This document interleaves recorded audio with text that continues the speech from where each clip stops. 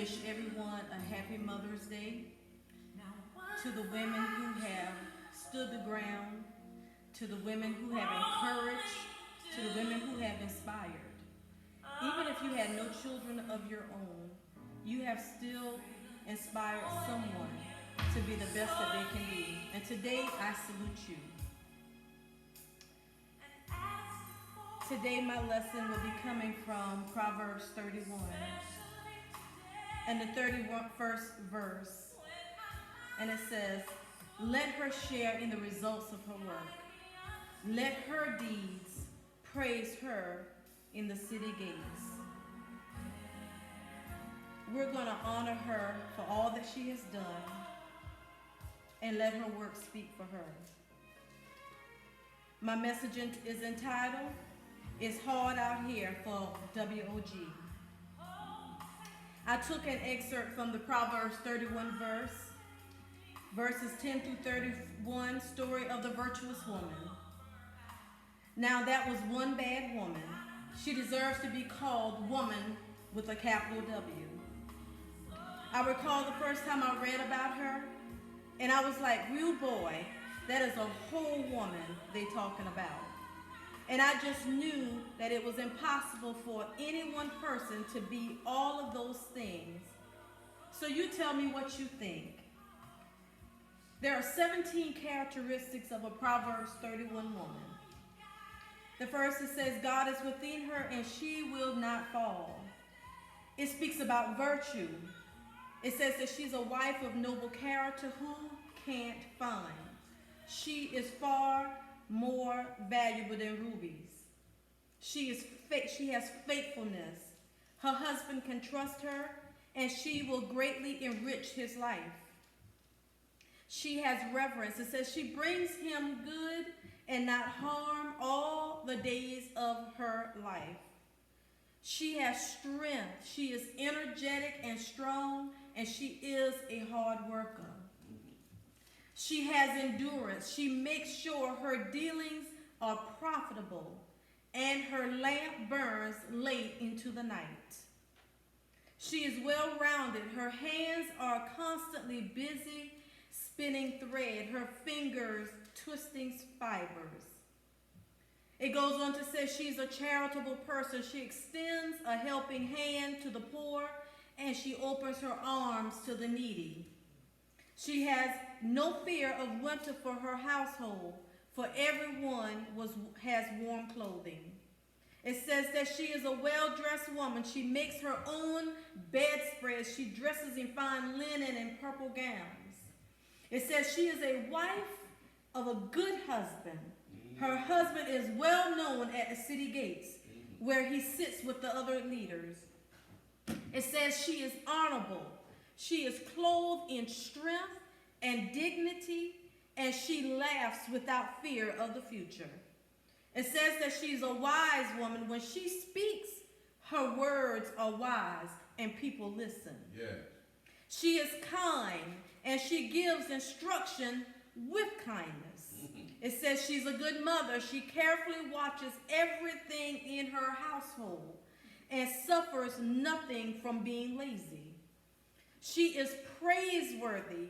Her children stand and bless her. Her husband praises her too. That's right. It says she attains and excels. There are many virtuous and capable women in the world, but you, my dear, you surpass them all. She fears the Lord, and she understands that charm is deceptive and beauty does not last. Yeah. But a woman who fears the Lord will greatly be praised. Those are the 17 characteristics of a virtuous woman. Now you and I will see her as an intimidating woman. Then I look at myself and some of the women that I have grown to know, love, call my sisters, admire from afar, who are struggling, who are addicted, who are lost, who are overlooked, who are mistreated, who are used, who are abused, and talked about, scorned upon, hated on, set up, let down, and disappointed. Go ahead. Yet they still get up every morning, no matter what their state of mind is, and they try to live up to the standards that were set by a world that does not honor the beautiful creation that is called woman. Oh, it's hard out here for a WOG. We are depressed and oppressed, but are still expected to function at 100. We're at work long before the 8 to 5 shift begins, getting children up, tending to our man, making a full breakfast of grits, eggs, bacon, toast, coffee, juice, and a fresh side of strawberries. Washing a load of clothes, drying, folding, putting away, looking for that missing sock, making sure kids got their lunch and off to school. And your man has a lunch that other men would envy while eating their peanut butter and jelly sandwiches. Everybody is off to a good day. Then as you rush to clean the dishes away of the half-eaten breakfast, you take a sip of your cold coffee and a single bite of your now stale toast. It is hard to see yourself as the woman of the 31 Proverbs, but it's hard out here for a WOG. Then you're off to work, skipping through the house, pulling up your pants, putting on your shoes, but to only realize you have on one blue and one black shoe, because you bought the same shoe twice in black and blue because they were on sale for buy one, get one half off. So you can make sure that your kids and your man are perfect and happy in every way. You drive into work thinking about young Johnny needs braces, and your daughter will need the latest cool phone that all teenagers must have, or they'll just die. It's hard out here for a WOG. Your day consists of putting on a smile and helping someone else have a better day. Your girlfriend calls and says, "Hey, I'm having a rough time. Can you help me out?" You take a moment to hear her out, offer a solution, tell her that you're going to cash app her some money to pay that light bill and to come over, and for her to come over for dinner with the kids.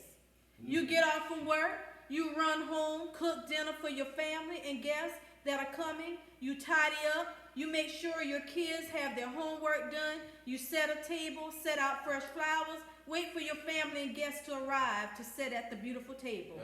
You make sure everyone is eating and getting their fill. Kool-Aid just ran out. No worries, you already had a second pitcher ready. You excuse yourself for a moment and go to your freezer and pantry, and you pack several bags of food, enough for a week worth of meals, and you grab your friend's keys and put on the back seat of her car. You attach a note to the steering wheel saying, "Hold your head up, sis. I got you. Everything's gonna be all right." All right. Then you come back into the house and you attempt to eat the last chicken wing, and one of the kids are looking at you and saying, "Mommy, can I have?" Oh, it's hard out there for a WOG. You clean the kitchen, you tidy the house, the kids and hubby in the bed, your friend calls and says thank you and blesses your name.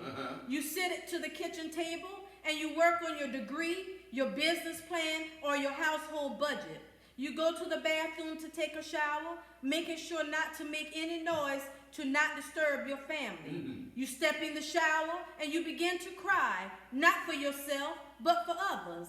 You begin to thank God for all the things that He is doing in their lives. You even thank God for how He blessed the family down the street, how He protected your children the other day at the school. You thank God for how He has blessed your family. You cry out to the Lord for His grace and mercy because you know that it is sufficient. You step out of the shower and you dry yourself off, and you hear a voice that says, "Well done, thy good and faithful servant." You have been faithful to your family, your friends, and even the strangers in need. You have shown my love to people you meet throughout the day. You are a good steward over my gifts to you. You have kept the faith even when you wanted to give up. You didn't throw in the towel. For this I shall give you long life, adoration from the people, even if it doesn't look like it.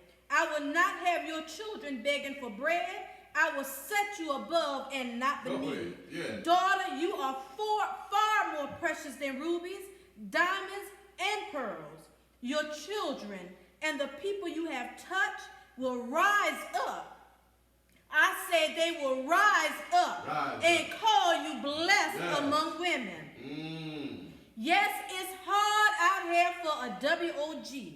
You ask me, what is a WOG? It is a woman of God who is fearfully and wonderfully made. But you are exemplary in all that you do. You are the Proverbs woman, a woman of common sense and of wisdom. And today, woman of God, I salute you. This is the word that was given from God to the woman of God.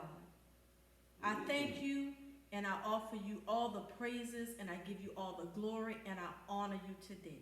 Amen.